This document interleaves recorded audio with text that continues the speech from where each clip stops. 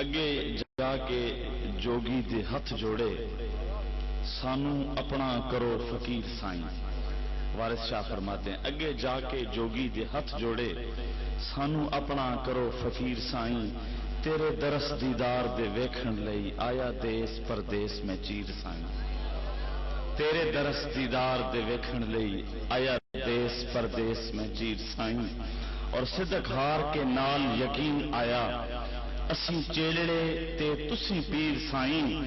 بنا مرشداں راہ نہ ہتھ آوے دودھ باج نہ رجدی کھیر سائیں. بنا مرشداں دے راہ نہ ہتھ آوے تے دودھ باج نہ رجدی کھیر سائیں. فقر کل جہان دا آسرا ہے تابے فقر دے پیر امیر سائیں. ایتھے ماں نہ باپ نہ بہن بھائی چاچا تایا نہ ساکھ تے ویر سائیں. ایتھے ماں نہ باپ نہ بہن بھائی چاچا تایا تے ساکھ نہ ویر سائیں. دنیا وچ ہاں بہت اداس ہویا پیروں ساڈیوں لا زنجیر سائیں. او تینوں چھڈ کے دس میں جاواں کتھے نظر آمنا ہے تو پیر سائیں. اور وہ وارث شاہ کی زبانی ایک گزارش کے پروردگار سچا جدوں کرم کردا ہوندے اوہی فقیر بے یقینیاں دے. تسی کرم کرو رب فضل کرسی درد دور ہو جان کمینیاں دے.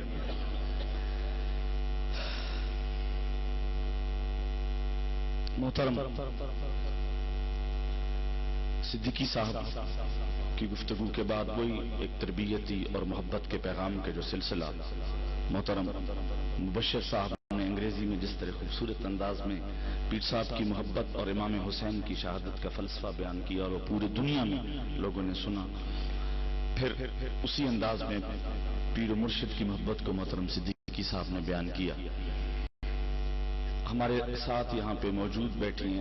ہمیں بہت خوشی ہوتی ہے جب مختلف ٹی وی چینلز پہ دیکھتے ہیں انہیں اور محبت اور پیار کی باتیں. اور پھر وہ جو رنگ کلندری ہے انہوں نے اسکارف کی صورت میں اوڑھا ہوا ہوتا ہے. محترمہ امتیاز جاوید خاکوی صاحب آپ سے گزارش ہے کہ حسب الحکم پیر صاحب اور حسب الحکم پیر صاحب آپ اپنی گفتگو آج کے اس تربیتی نشست کے حوالے سے فرمائیں. محترمہ امتیاز جاوید خاکوی. نحمده ونصلي على رسوله الكريم اما بعد فاعوذ بالله من الشيطان الرجيم بسم الله الرحمن الرحيم انما امره اذا اراد شيئا ان يقول له كن فيكون. آمنت بالله صدق الله مولانا العظيم. مولاي صل وسلم دائما ابدا على حبيبك خير الخلق كلهم. میرے قبلہ و کعبہ میرے پیر و مرشد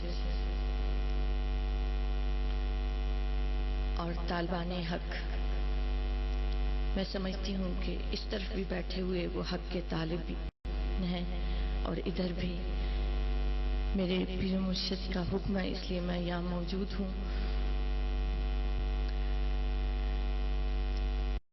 تعریف کا حقدار ہے وہ خدائے رب العزت جو حی ہے جو قیوم ہے، تمام موجودات کو وجود بخشنے والا، تمام زندوں کو زندگی عطا کرنے والا، وہ خدا جس کے ہونے سے نظام حیات رواں دواں ہے. اربوں خربوں درود و سلام ہو اللہ کے حبیب اس ذات پر جنہوں نے کم ظرفوں کو اعلیٰ ظرف بنا دیا، جنہوں نے کمینوں کو عزت کے اس مقام پر لا کھڑا کیا کہ آج دنیا ان سے رہنمائی لیتی ہے. یہ فیضان مرشد ہے بخدا کہ جس جگہ انہوں نے کھڑا کر دیا، بولنے کا حکم دے دیا،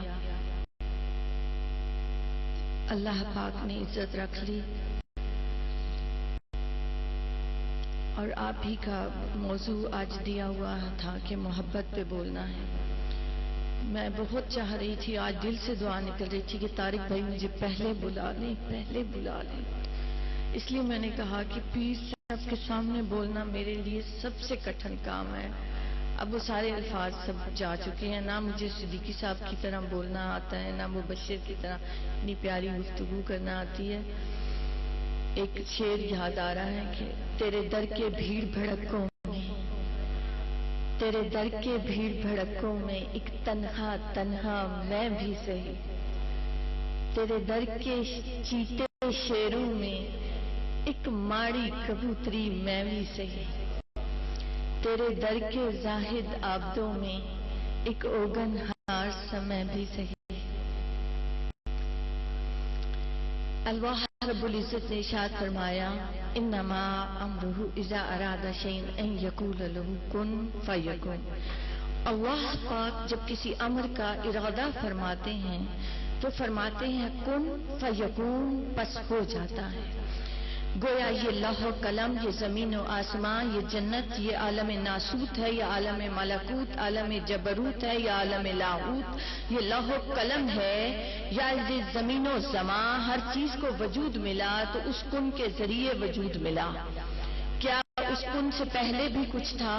تو اسی آیت پر غور کیا تو اللہ نے فرمایا انما امرہ اذا اراد شیئا، کہ اللہ جب کسی امر کا ارادہ فرماتا ہے، اور میرے پیر مرشد کل بھی فرما رہے تھے کہ یفعل اللہ ما یرید، اللہ جو چاہتا ہے کرتا ہے۔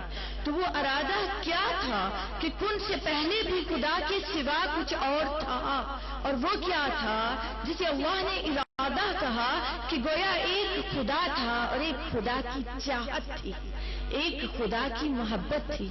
رب نے کہا، حدیث قدسی ہے، لولا کما خلقت الافلاک، اے حبیب آپ نہ ہوتے تو زمین و آسمان نہ ہوتے۔ گویا اس محبت کے ذریعے اس کائنات کو وجود ملا۔ یہ محبت ہی ہے جس سے یہ ساری دنیا اور یہ کائنات ارض و سماوات قائم ہے۔ میں اب چاہوں گی کہ بہت اختصار سے بات کروں، اس لیے تھوڑا ربط ٹوٹے بھی تو آپ معاف کیجیے گا۔ ایک جگہ میں نے پڑھا کہ کچھ لوگ ہوتے ہیں جو قرآن پڑھتے ہیں تو لفظوں تک رہ جاتے ہیں، عبارت تک رہ جاتے ہیں، کچھ اور آگے بڑھتے ہیں تو اشارت تک جا پہنچتے ہیں۔ اشارت کیا ہے کہ اس کی معنی اور مفہوم تک، اس کی تفسیر تک۔ کچھ اور آگے بڑھتے ہیں تو وہ اس کی لطافت تک جا پہنچتے ہیں۔ لطافت کیا ہے کہ اللہ کے اس مزاج سے ہم آہنگ ہو جاتے ہیں۔ کچھ اور آگے بڑھتے ہیں تو حقیقت تک جا پہنچتے ہیں جہاں ان کا اپنا وجود نہیں رہتا۔ اگر ہم اسی کو محبت کے پیرائے میں دیکھیں تو جو ظاہر سے آ کر جڑ گیا، محبت سے تو آیا تھا، آ کر بیٹھا تھا، وہ ظاہر تک ہی رہا۔ کسی کی محبت شدید ہو گئی تو وہ ان الفاظ میں چھپی ہوئی حکمتوں کو سمجھنے لگ گیا۔ پیر مرشد نے جو فرمایا اسے اس نے اپنے اوپر طاری کر کے اس کو سمجھنا چاہا۔ کچھ اور آگے بڑھے، محبت اور شدید ہو گئی۔ محبت جب اور شدید ہو گئی تو مزاج یار سے آگہی مل گئی۔ یہ ہر ایک کو نصیب نہیں ہوتی، اور پھر اس کے بعد حقیقت کا سفر ہے۔ ہم محبت تو کرتے ہیں، ابو القاسم قشیری رحمۃ اللہ علیہ فرماتے ہیں کہ محبت یہ ہے کہ تم خدمت کرتے چلے جاؤ، کرتے چلے جاؤ، اور ہر لمحہ بے ادبی سے ڈرتے رہو۔ گویا کثیر کرتے چلے جانا، اطاعت کا ڈھیر لگا دینا، اپنی جان آخری استطاعت اور ہمت اور قوت تک لگا دینا، اور پھر بھی اس بات سے ڈرتے رہنا کہ کہیں بے ادبی نہ ہو جائے، کہیں کوئی کمی اور کسر نہ رہ جائے۔ یہی پیار والے ہیں جو قربت والے بن جاتے ہیں۔ اور اس کے اپوزٹ دیکھیں تو کچھ آتے ہیں، خدمت کرتے ہیں، مگر اجرت تک رہتے ہیں کہ اگر آئے ہیں خدمت کی ہے تو اس کے بدلے میں دنیا کا یہ کام ہو جائے، باطنی یہ کام ہو جائے، وہ اس میں پھنسے رہتے ہیں۔ تو جو پیار والے ہوتے ہیں ان کے لیے تاکید یہ ہے کہ ان چیزوں سے ماورا ہو کر چلیں۔ محبت والے قربت کے سوا کچھ اور نہیں چاہتے. یہ محبت ہی ہے جو قربت عطا کرتی ہے. مجھ سے ایک ساتھی نے کہا کہ آپ وہ باتیں کیا کریں جو پیر و مرشد کی صحبت سے آپ کو ملی ہیں. بکس کی وجہ سے مجھے یہ اعزاز حاصل ہوا کہ میں پیر صاحب کی اس گفتگو کو سنا, سمجھا, لکھنے کا اعزاز حاصل ہوا. لیکن یہاں تو پیر صاحب کے سامنے ان باتوں کو بیان کرنا بہت مشکل ہے.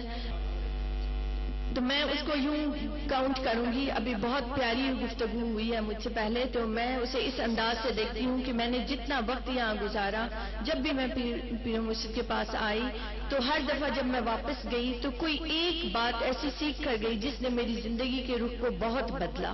میں اسے یوں کہوں کہ میں آئی تو مجھے آغاز میں ہی پیر صاحب نے تھوڑا اعتماد تو تھا ہی, مگر پیر صاحب نے مجھے بے باکی عطا کی, حق گوئی عطا کی, مجھے جرأت عطا کی, مجھے بولنا سکھایا پیر صاحب نے.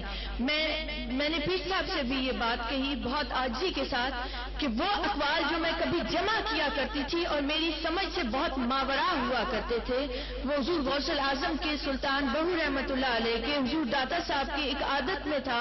علمی کام کیا کرتے تھے تو ان اقوال کو جمع کیا کرتے تھے, مگر کبھی سمجھ نہ آئی. میں ایک بار آ کے ایک ویک گزار کر گئی, ایک ہفتہ گزار کر گئی, اور وہ سارے اقوال میرے سامنے کھلتے چلے گئے. یہ میرے پیر مرشد کا فیضان ہے, اور میں یہ سمجھتی ہوں کہ اس وقت روئے زمین پر کسی بھی جگہ اس انداز سے روحانی تربیت کا اہتمام بالکل نہیں کیا جا رہا.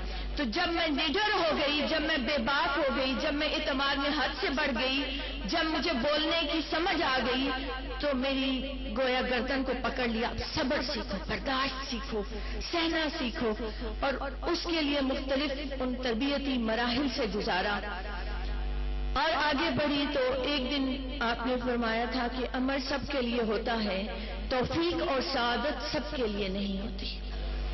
آپ جب اس پر غور کریں گے, اس کی گہرائی پر, تو بخدا امر سب کے لیے ہوتا ہے, توفیق اور سعادت ہر ایک کو نہیں ملتی. پیر صاحب جسے چاہیں عطا فرما دیں, جسے چاہیں کام لے لیں. ایک دفعہ سلطان محمود نے اس تالاب میں ایک ہیرا گرا دیا, اور اس نے کہا کہ اس ہیرے کو نکال کر لے آؤ, اور اس طرح سے لے کر آؤ کہ تم میں گیلے بھی نہ ہونے پاؤ. سارے دنگ رہ گئے کہ یہ کیسے ممکن ہے کہ اس تالاب کے درمیان سے ہیرا نکالا جائے اور کپڑے بھی تر نہ ہوں. تو اسی دوران ایاز آیا اور اس نے پوچھا کہ کیوں کھڑے ہو. لوگوں نے کہا کہ بادشاہ کہتا ہے اس ہیرے کو نکالنا ہے اور کپڑے تر بھی نہ ہوں. تو ایاز نے اسی لمحے تالاب میں اتر کر ہیرے کو اٹھایا اور بادشاہ کے سامنے پیش کر دیا. تو محمود نے کہا کہ میں نے تو کہا تھا کہ کپڑے تر نہ ہونے پائیں, تو تم تو بھیگے ہوئے ہو. تو ایاز نے سر جھکا دیا, خطا ہو گئی, غلطی ہو گئی. تو یہ ہے وہ پوائنٹ جو میں بتانا چاہ رہی تھی.